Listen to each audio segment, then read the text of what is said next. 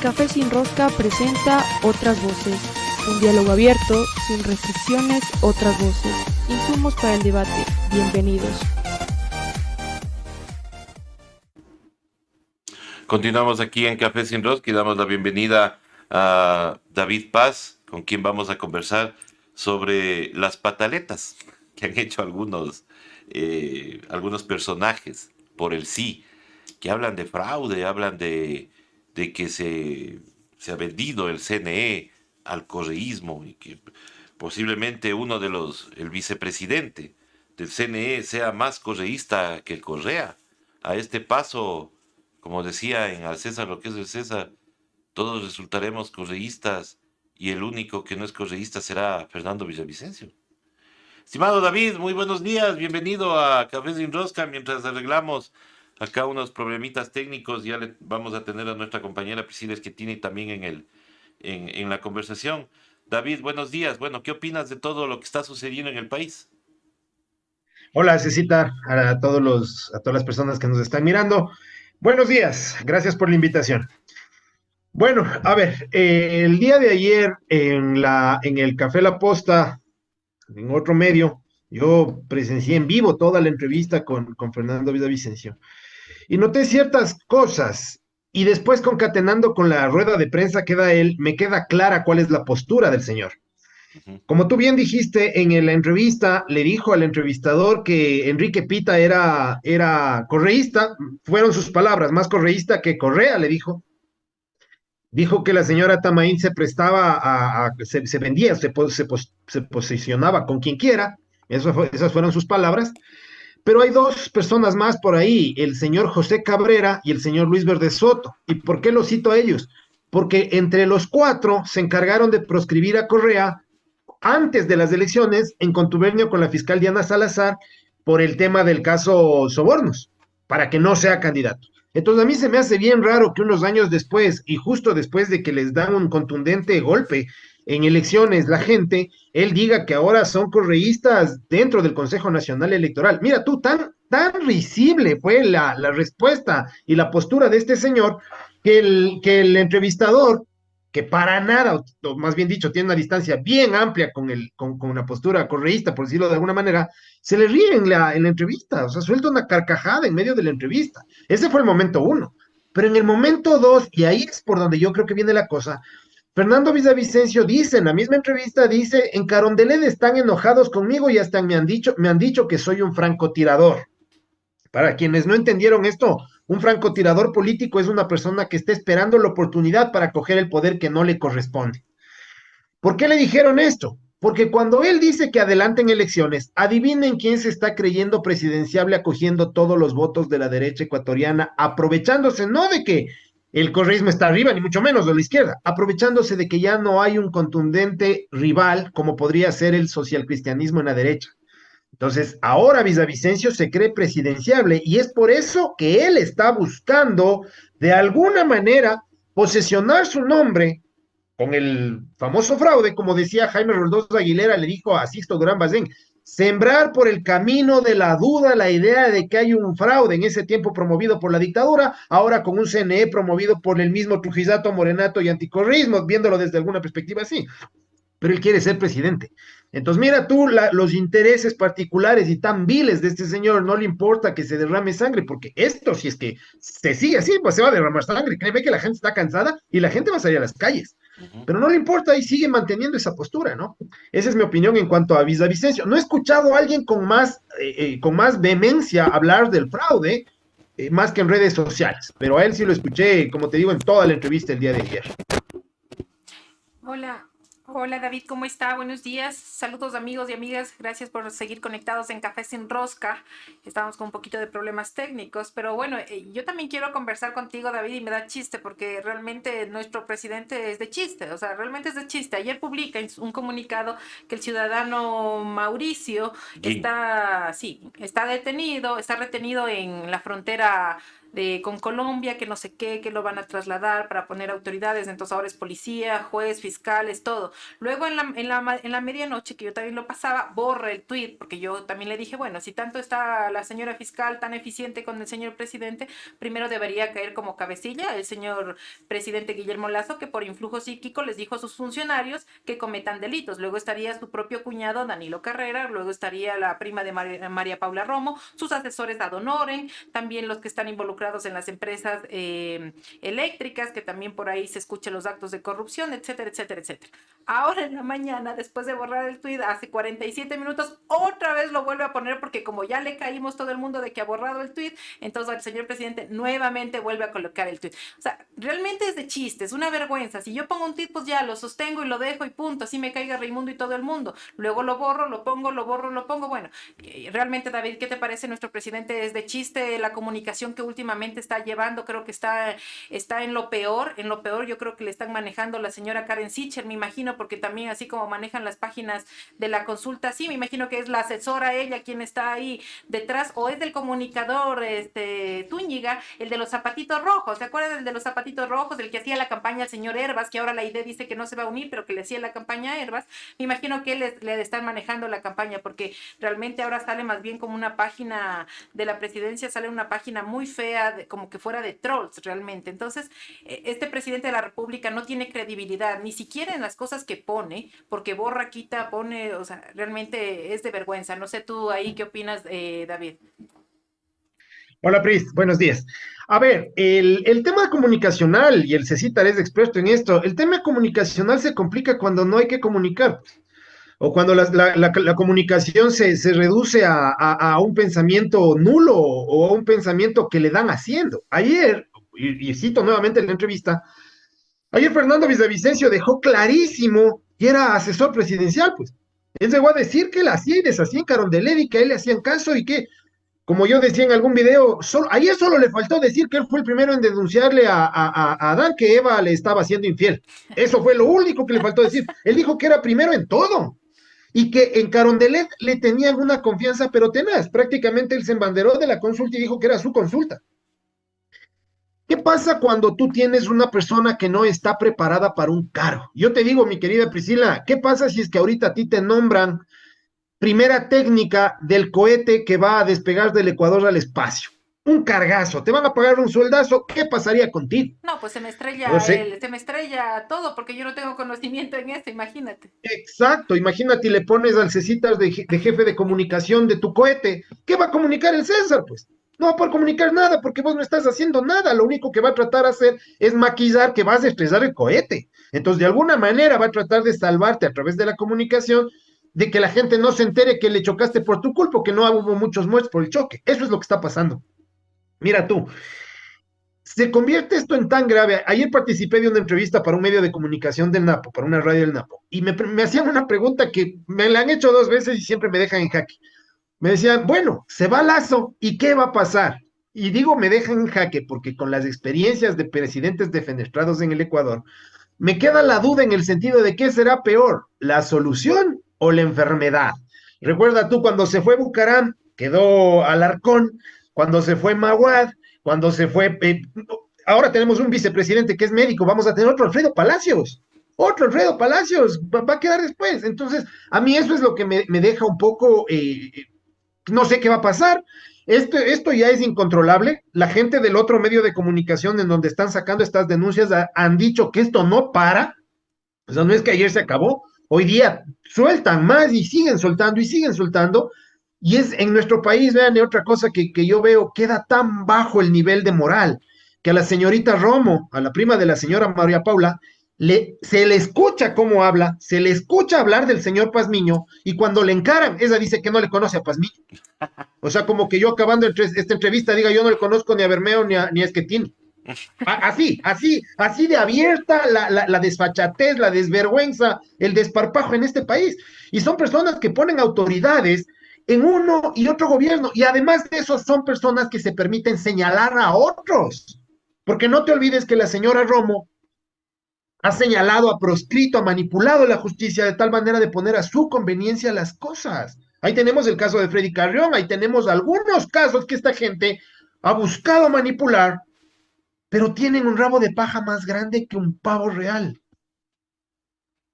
es, eh, es lamentable, yo digo, realmente lo que dice David es la verdad, o sea, realmente yo no sé cómo tienen doble cara muchas autoridades y hoy también nos enterábamos, por ejemplo, que la actual consejera al Consejo de Participación electa, me parece que es de apellido, déjenme verles, pero bueno, ella ha sido asesora del señor de... Luque, No, del señor, ¿cómo se llama? Del ex gerente de Petroecuador, del Sí, que le manejó la mujer el cargo. justamente, el Nicole Bonifaz, Nicole Nicole Bonifaz. Bonifaz. Ah, ya, ya, ya. Nicole Bonifaz, ella ha sido Fue asesora. la asesora de este señor que también está involucrado en estos actos de corrupción. Yo por eso digo, todas las personas, vamos a tener un consejo de participación ciudadana que realmente llegaron con padrinos, o sea, eso hay que decirlo así, abiertamente. Entonces esperemos que no vuelva a pasar lo mismo que ya nos pasó antes con los consejeros de participación ciudadana y que realmente tengamos autoridades probas, autoridades con ética, autoridades que no vayan para llenarse los bolsillos y que realmente den un servicio a los ecuatorianos. Entonces yo creo que aquí todo está viciado, todo está corrupto en este gobierno, no hay nada bueno que decir realmente. Les meten presos, les acorralan a este señor Mauricio, pero así en segundos, das la noticia en la mañana y en la tarde y en la noche ya estuvo detenido en Turcán. ¿Por qué fue en el caso de María Belén Bernal? ¿Por qué no hizo eso la fiscal? Por eso es lo que yo siempre digo, la fiscal es cómplice de haber escapado Germán Cáceres, es cómplice de que muchos generales de la policía estén tranquilos sin decir absolutamente nada, porque cuando le da la gana a la señora fiscal general Diana Salazar, y perdón el término, pero estoy molesta, realmente hace todo como en estos casos. Miren, hasta a Tulcán fueron a parar, pero así, inmediatamente y no les dejaron escapar. En el caso de María Belén Bernal, en cambio, simplemente lo dejaron ir, no pasó nada, pasó cerca de 100 días y después, oh sorpresa, lo encuentro casi en la selva refundido y ahora sí lo traemos y él solito se echó la culpa. No, no es así. Realmente aquí hay que tener claro que Guillermo Lazo es igual a Diana Salazar Méndez, que le acoliten absolutamente todo y son cómplices de muchas injusticias. Y Diana Salazar es igual a un Lenin Moreno que también hizo lo mismo en ese gobierno. Entonces yo creo que también eso hay que tener en cuenta que no tenemos una justicia independiente y que una fiscal no es autónoma. Y eso creo que no sé, David, para ti qué te parece, pero yo creo que eso es grave, no tener una independencia judicial porque todos estamos en riesgos y mucha gente de que ya en este país ya ni siquiera se cuenta con una presunción de inocencia. A partir de los resultados electorales del día domingo, suceden dos cosas medias importantes. La primera, la bomba de humo que trata de lanzar Lazo con lo de los jueces. En una cadena nacional musicalizada con música de terror a lo TikTok, por detrás, el señor Seminario, imagínense ustedes, ¿no? Un profesional de la comunicación y se presta para ese tipo de cosas. Supongo que él fue el de la idea. Es el primer momento, la bomba de humo que lanza con esto de los jueces, después de haber aceptado.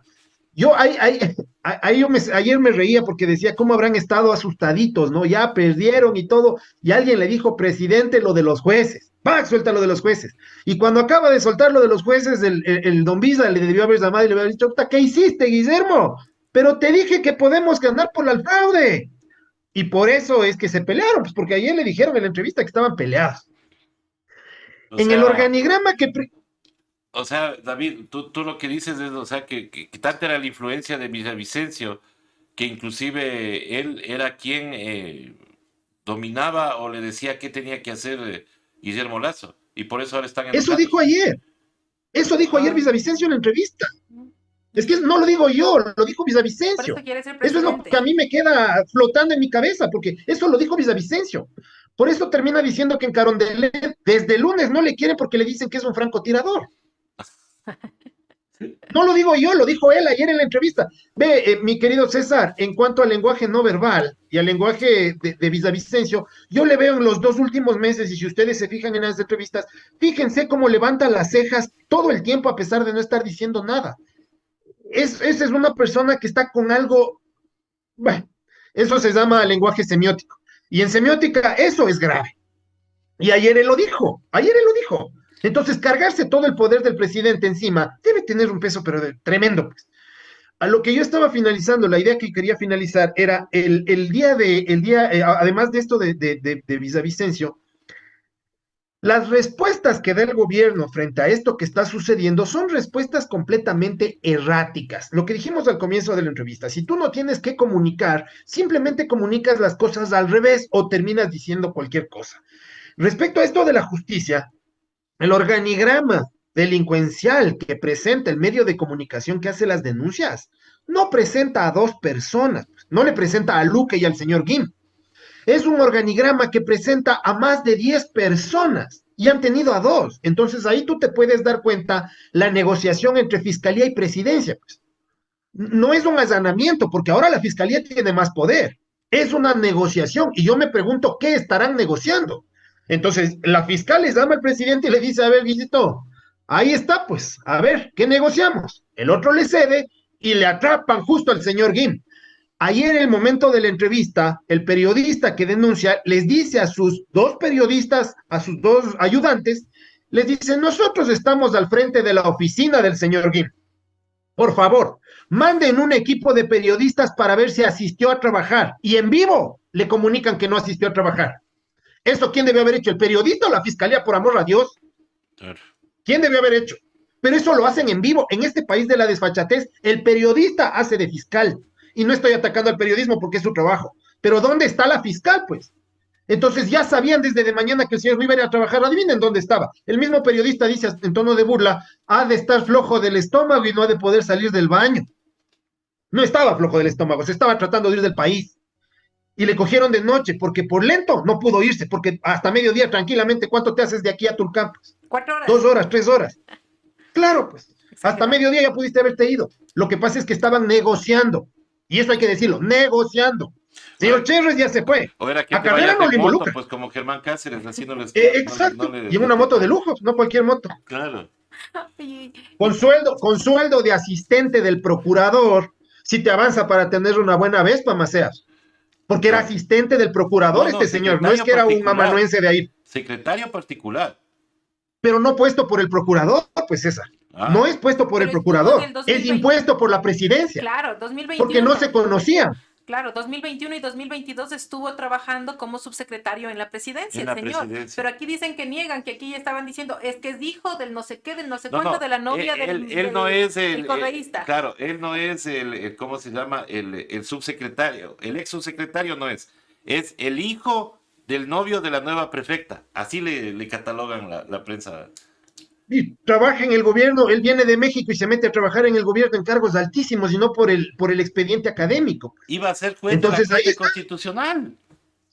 Exacto, Estos son los exacto. PHs, ¿no? Porque, perdón que lo diga, no necesariamente porque tengas todos los títulos del mundo, seas PH, te hace ético y no corrupto, ¿no? Disculpa, me utilizan aquí los títulos. Entre más educación tengas, más profesional. Pero en cambio, aquí, entre más educación tienes, más corrupto eres. Entonces, ¿en qué estamos jugando? Entonces, ¿para qué han quedado los PH? Simplemente, ¿qué? PHs en robar, en negociar y en corrupción. Yo creo que hay que sacar, me falta ese masterado, porque yo sí realmente no encajo en eso, en esos temas que ahora se estudia para eso. Ahora, David, están posicionando el tema del fraude. Hablan de que hay expertos que desde Bélgica se manipuló el padrón, que hay demasiados votos nulos, que el sistema ha sido hackeado. Y quienes hablan de esto es primero el señor hermano del alcalde, bueno, del concejal que está encargado de la alcaldía, el señor Guarderas, que también fue asesor de Luis Verde Soto. Él dice que le ha llegado por intermedio de una persona que trabaja en el CNE y que le ha dicho, y que no puede dar el nombre, pero que le ha dicho que hay fraude. Y el otro es Francisco Endara, quien siempre entra silbando y aplaudiendo a todos los relajos que había, mejor dicho, en el gobierno de Rafael Correa. Entonces, ¿a quién creemos? Porque, o sea, es contundente. O sea, yo estoy viendo ahorita los resultados del referéndum y resulta que ya estamos en el 98.95 y han bajado de 8,000 actas que estaban con inconsistencias, ha bajado a 6,000 y el resultado sigue siendo lo mismo. Yo vuelvo a citar a Jaime Roldoso Aguilera cuando le dice a Sixto Durán Bazén, ustedes están queriendo sembrar a través del camino de la duda la intención de un fraude puesto por quién, por la dictadura, le dice aquella vez. Yo digo exactamente lo mismo. Están tratando de sembrar a través del camino de la duda la idea de un fraude puesto por quién, por un Consejo Nacional Electoral que le pertenece al partido de gobierno. El señor Pita es funcionario del partido de gobierno y tuvo en varias ocasiones llamados de atención desde el Tribunal Contencioso Electoral para que se abstenga de conocer o de participar en ciertas acciones. Lo mismo pasó con Enrique Pita, con José Cabrera, y lo mismo ha pasado con el señor anticorrupción, que se me va el nombre ahorita. Verde Entonces, Soto. Verde Soto, Luis Verde Soto. Entonces, ¿qué sucede aquí? Estas personas lo que están tratando es de eso, de manipular ciertas ideas. Mira tú, el muchachito este literato que se me ve el nombre del Twitter, el rey del Twitter de los Diego redes de tuiteros Montalvo. democráticos, Diego Montalvo, ya dijo ahora de mañana que antes de 3 días antes, ya dijo que aceptaba la derrota. Es que ahora ya dice que es fraude, que es fraude. Mira tú, mi querido César, en este país de los patos que hablan y los hombres que vuelan, que no te llame la atención que digan que todo ha sido fraude y que se revean las elecciones totales y que a los alcaldes y prefectos que ha puesto el correísmo han sido a través del fraude. Entonces, mi querido César, a mí me duele un poco esto porque lo que se está haciendo es quitarle crédito a las personas que han muerto. Yo ayer en la entrevista que me hicieron una pregunta parecida, yo les decía, a ver, primero nosotros seamos sensatos. Guayaquil y Guayas han sido las zonas más golpeadas por la violencia en estos 2 o 3 últimos años. Nosotros no podemos pensar que el Partido Social Cristiano siente a Viteri y están moviendo bloques de un camión a otro. Son personas que sienten, que tienen criterio. Tal vez no tendrán educación todos, pero tienen criterios, sentimientos y dolores. ¿Cómo se sentirá que a tu primo, tu hermano, tu papá y tu mamá les hayan sicariado en el mismo sitio, en tu mismo barrio? No puedes esperar que esas personas voten en favor de eso mismo y no es algo tan complejo de darse cuenta. Si hace 6 años no me mataban así y ahora me matan así, ¿por quién tengo que votar? Así de sencillo, no había que profundizar en lo de los anexos y nada. Entonces, dar crédito a que esa gente no tenga criterio y sentimientos me parece algo completamente deshumanizante. Y eso es lo que están haciendo desde estos grupos de poder, tratar de hacernos pensar que las personas con menos recursos o que están sumidas en la pobreza son bloques o son piedras o ripio que estamos trasladando de un costal a otro. El señor Villavicencio hace eso. El señor Villavicencio habla como que él fuera el dueño de la verdad absoluta y el resto de ecuatorianos somos bloques, somos cementos, no pensamos, ¿no? No pensamos. Secundado por el capitán Edwin Ortega, por ejemplo, yo ayer me bloqueó en Twitter por eso. Dice 6 años el correísmo también habla del correísmo. Y yo sí le puse, hace 6 años que el anticorreísmo está gobernando. Hace 6 años que han hecho cargamontón a quienes piensan diferente, acusándoles de correístas. Y ahora que la gente está muriendo no solo de hambre, sino en los hospitales y además bajo las armas del sicariato, nos siguen hablando de correísmo cuando han sido ustedes los que en Cargamontón han gobernado. Por favor, ya es obsceno esto. Nosotros somos personas, la gente que no tiene recursos es pobre, pero es gente, pues somos personas, somos seres humanos. Nos han deshumanizado, nos hablan de correístas como que no fuéramos humanos y nos hablan de anticorreístas como que fueran esos los únicos seres divinos y humanos acá. Entonces, nace esto porque sí es grave que mientras están matando, muriéndose, a nosotros nos siguen hablando de bloques, de sacos de ripio.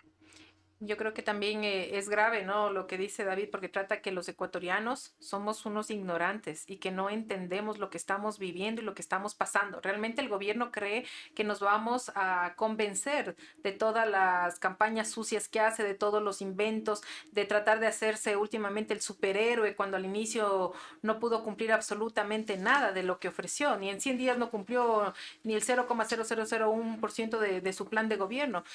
Yo aquí quiero preguntarte más bien, David, ¿qué va a pasar en este tiempo, en estos días o en estas semanas que se van a volver medias complicadas por todo lo que se vive? Primero, por una desestabilización del gobierno muy fuerte, por una desunión tanto de partidos políticos que ahora ya se bajan de la camioneta del gobierno cuando antes pactaron con el gobierno, pero también vemos un tema social bastante duro para nosotros. Yo creo que como ciudadanos no sabemos qué hacer, hacia dónde, hacia qué camino vamos a ir, si esto va a cambiar, no va a cambiar, si va a mejorar, no va a mejorar. Muchos dicen, bueno, que acabe el periodo, porque si es que no cambia, ¿quién vendrá? ¿Quién se queda? El señor Borrero, que realmente creo que muchos dicen no trabaja porque nunca lo vemos realmente hacer nada.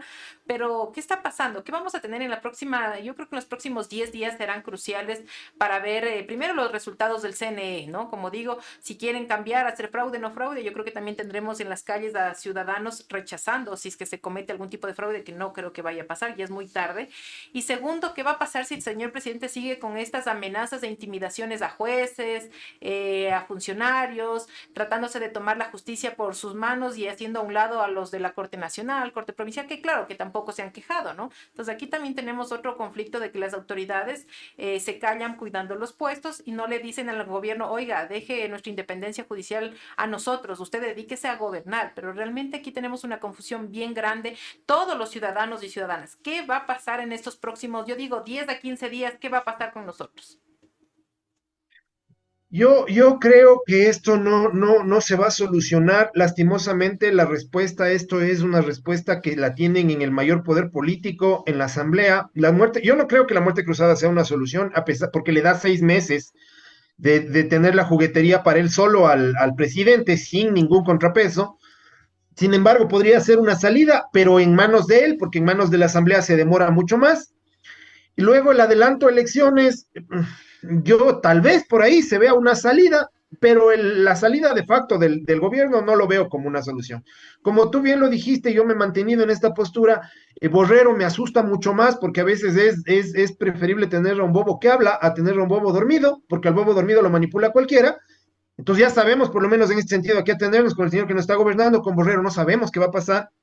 Me preocupa un poco la postura del movimiento indígena actualmente, porque la sectarización nuevamente nos va a pasar factura. Eh, no sé, es una pregunta que no me atrevo a decir, nuevamente me la hacen y nuevamente me quedo casado, no tengo idea qué va a pasar y no sé tampoco qué será lo mejor para este país. Las estructuras políticas están tan desgastadas, están tan venidas a menos, tanto desde la perspectiva ideológica, cuanto desde la perspectiva ciudadana y como autoridades, que si bien es cierto, hay un movimiento que se está convirtiendo nuevamente en la primera fuerza política del país, pero no tenemos contundencia de aquello. Si tú te pones a leer a la introspectiva de los movimientos políticos, hay todavía esa desazón de las personas que ganaron y quienes se quedaron por fuera. Entonces a mí me genera eso nuevamente, entrar en me genera la preocupación de entrar nuevamente en una inestabilidad política y social que termine poniéndonos peor de lo que ya estamos. El nivel de desempleo es dramático, el nivel de desempleo es dramático, estamos hablando ya de 7 de cada 10 personas que están en el desempleo, subempleo o empleo no adecuado. Estamos hablando de niveles de pobreza que siguen aumentando, pero de manera abismal, de manera gigante. La pobreza se mide no por preguntando usted se siente pobre o no se siente pobre, sino por acceso a servicios. Los hospitales no funcionan, cada vez hay menos, la gente se sigue muriendo, las escuelas están, querida Priscila, hay 49 escuelas en Guayas que no, ni siquiera hay bancas, porque se robaron hasta las bancas. No pueden ir los chicos porque a los padres les están extorsionando para sacarles dinero los vacunadores. Se ha hablado poquito, pero el tren de Aragua ya está en Ecuador. Créanme, mis queridos amigos, cuando el tren de Aragua explote de a de veras, vamos a encontrarnos con casos que nos van a horrorizar. Y eso está pasando. Entonces a mí me preocupa aquello, porque dar una respuesta política a un malestar ciudadano es el peor error que se puede cometer. Y yo por eso no quiero dar una respuesta a eso, porque el malestar es ciudadano. La otra vez hablábamos contigo, Priscila, en tu programa de la noche. ¿Qué pasa si salimos de aquí y nos matan? Nada, no va a pasar nada. El ciudadano David Paz, que no tenía antecedentes, fue sicariado, punto, se acabó. Pero nadie dice el por qué hablo mal del gobierno.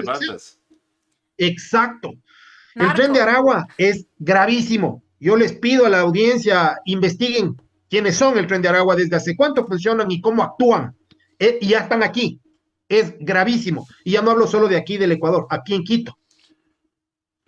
Claro. Ahora, el 18 de febrero está convocada una reunión de la dirigencia indígena y es posible que se tomen acciones porque van a hacer la evaluación de las mesas de diálogo y si se ha cumplido o no los compromisos, lo cual sabemos que no se ha cumplido en su totalidad. Hemos conversado con Zenaida Yazacama aquí en Café Sin Rosca y claro, ella dice, no, hay cosas que no se han cumplido, entonces posiblemente tengamos otro paro, otro levantamiento indígena, pero ¿tú cómo le ves? ¿Podría ser uno con contundencia que le pueda costar el gobierno a Lazo, que se está sosteniendo, yo digo, o se mantiene con respiración artificial este gobierno, porque después del contundente no, no tiene absolutamente ningún respaldo. ¿Qué opinas tú de esta reunión que se viene y de lo que podría pasar? Y algunos hablan inclusive que puede haber un carnavalazo. Se habla de que solo se ha cumplido el 10% de los pactos. Ayer escuché justamente que ya ponían números y hablaban del 10% apenas de los pactos que se ha cumplido según el movimiento indígena. El gobierno ha cumplido apenas del 10%. Y esa es la parte que a mí me preocupa nuevamente, ¿no? Porque estaremos en las calles, nosotros somos, y hablo de mi grupo personal y de mi persona, nosotros somos de calle, de palo, de piedra, de molotov, formados así. Entonces no deja de emocionarme aquello, pero nosotros somos quienes ponemos los muertos. El movimiento indígena es quienes ponen los muertos. Y quienes ponen los que siguen gobernando serán los que tejan políticamente la coyuntura para poder seguir gobernando. Eso pasó siempre. En los 42 años de democracia del Ecuador, después de todos los presidentes que han sido defenestrados, han sido los tejes políticos quienes han vuelto a poner presidentes. Fabián Alarcón, Alfredo Palacio, todos los presidentes que han llegado han sido a través del teje político, pero cuando el pueblo ha puesto los muertos.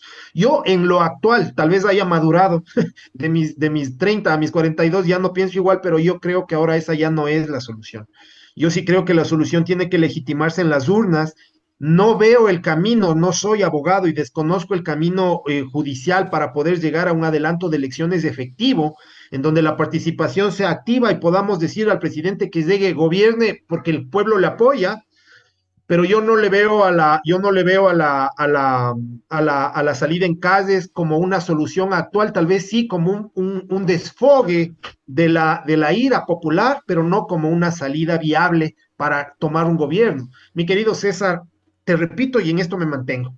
Nuestros hermanos indígenas han puesto los muertos en los dos últimos movimientos que además han sido con una represión sanguinaria y brutal del policía Carrillo en las dos ocasiones. ¿Qué va a pasar ahora? Tenemos a otro policía al mando, resentido por el correísmo, que ya lo dijo el señor Zapata, ¿no? A él le mandaron de reemplazo de un cabo primero a Tulcán y por eso se retiró. Él dice que por eso está. Él dijo, esa es la razón por la que soy ministro del Interior. No tiene mérito académico, no tiene nada. Lo que dije hace rato, un ignorante haciendo volar un cohete. Y él lo ha dicho. A mí me preocupa eso, porque quienes ponen los muertos, mi querido amigo, son el pueblo, la gente, el de a pie, el que además de estar con hambre tiene que salir con hambre a protestar y encima le matan. Y quienes ponen el poder son los tejes de por atrás. Eso me preocupa, entonces yo creo que no es la salida por ahí ahora. Yo creo que ojalá la representatividad que estamos tratando de pensar que tenemos en la Asamblea nos responda por primera vez de una manera coherente a las necesidades del pueblo. Ya se han bajado de la camioneta los socialcristianos. El señor Torres ya dijo que a ellos no les conviene el adelanto de elecciones porque el socialcristianismo está venido a menos. El movimiento indígena, como te mencioné, también dice que tampoco es tan conveniente. Entonces, nuevamente se queda sola la fuerza correísta. Yo lo veo así desde la perspectiva política. Bueno, es terrible realmente cómo se maneja la política en este país. Cuando me conviene, entonces sí me subo a la camioneta. Cuando no me conviene, ¿sabe qué? Chao. Como perdí las elecciones, entonces mejor me alejo porque estas elecciones voy a perder más. Entonces, como hay más prima los intereses políticos dentro de estos partidos, entonces los ciudadanos que se mueran de hambre. Esa sería el resumen prácticamente de lo que se vive en el país. Otra opción sería también la revocatoria del mandato que está en el Tribunal Contencioso Electoral, que es una salida democrática, que es una salida que se ha venido postergando cerca ya de 9 meses y que los jueces se han hecho ciegos, sordos ni mudos ante eso, pero es una salida. Yo quiero agradecerte, David, por estar con nosotros en Café Sin Rosca. Haremos una nueva invitación para seguir actualizando justo estos temas, a ver qué sucede en los próximos días. Te mandamos un abrazo fuerte y gracias por conectarte a Hoja de Ruta y a Café Sin Rosca. Muchas gracias, David. Mis queridos amigos, yo les agradezco a ustedes por la invitación, les mando un abrazo, por favor, cuídense que el periodismo independiente está siendo perseguido en este país, cuídense, se les abraza mucho, paz y luz para todos. Gracias, David. Nosotros regresamos luego de este corte, está con nosotros el asambleísta Ferdinand Álvarez y conversaremos también sobre temas de coyuntura legislativa y también sobre los resultados de la consulta popular. Regresamos.